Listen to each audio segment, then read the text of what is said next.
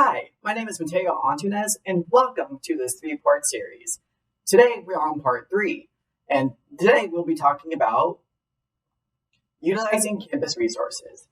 So first, we'll be talking about professors. Next, we'll talk about your tutors and SIs. And lastly, your study groups.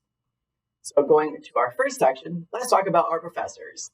We're at university, so it is more likely than not we do have professors teaching your courses. Sometimes within labs, you have a grad assistant helping you teach, but if anything, they are the same level as a professor. But if you're struggling within a course and you don't understand what's going on, or you just want to reach out, don't feel afraid to reach out to your professors. You can either reach out to them via email, office hours, or after class. And you can see right here, that is actually within the order I would recommend. So I would either email them or office hours. They're about the same level. And with emails, there's a little more format and syntax you should follow to make it more formal. Office hours, they are already there, and they love to see you during their office hours. Lastly is after class. So professors, they are as busy as us. Their class time after class, they may not have. So I don't always recommend this, but this could be good if you had just a short question.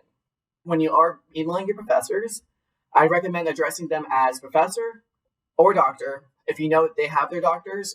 If they don't have their doctors, call the professor or Mr. or Miss if they recommend it. And with that, when you are emailing your professors, don't forget to include your name, the course number, and section number. Along with that, the name of the course / a summary of what your problem or question is. Next, let's talk about SIs and help sessions / tutors. Almost every course on campus will have either a TA, a SI, or a tutor. Your essays and help sessions are with the specific department. Help sessions are typically within the CSIS department. I personally help with help sessions. Those are a great time to reach out also to your professor, to your TAs, because they have direct one-on-one contact with your professors.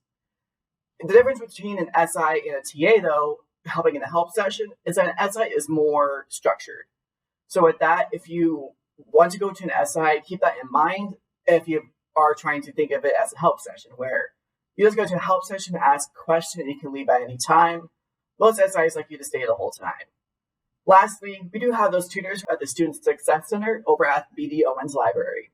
That is a great resource if there is no SIs or help sessions / TAs available. But we always recommend you to go to those SIs / TAs. The tutors have great knowledge over their subjects, but don't have that direct contact, so maybe a little bit hard to comprehend what the professor is trying to give to the students.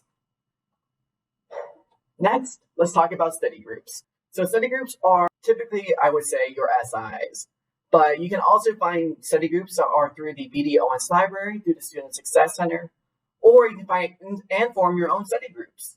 If you are by chance in person, I know with current times that's not always the case, but if you are in person, don't feel afraid to contact your desk neighbor or someone who is in the room that you looks friendly or you looks familiar, or someone you just like to know closer. It's college. We always need to make those new connections. So with that, you can work on making a study group, forming a group me to have students ask questions to the group me, and maybe another student can help answer that question, depending on who and what it is. And with that, we will go on to our last slide. This is one quote I found online, which I believe is really applicable to this semester especially. Do not let what you cannot do interfere with what you can do. But I also see like this really weird zit right here. It kind of looks like extra credits. Yeah, don't rely on it. So extra credit is a great opportunity. If professors who give it to you, take it. No matter if you don't need it or you think you don't need it, you may need to use it in the end. But extra credit is not always a given. A lot of professors won't even give it. If it is, it's just another assignment with points, and they're just assigning you points to an assignment, so it's not even going on top of the points you've earned.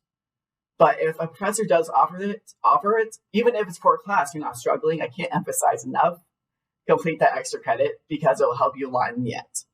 And thank you so much for attending this presentation called Rebound After Midterms. If you have any questions, feel free to contact me, Mateo Antunes, your pro staff, or even contact Jennifer Gutierrez, who is also a code worker with this presentation. Thank you so much for your time and have a great day.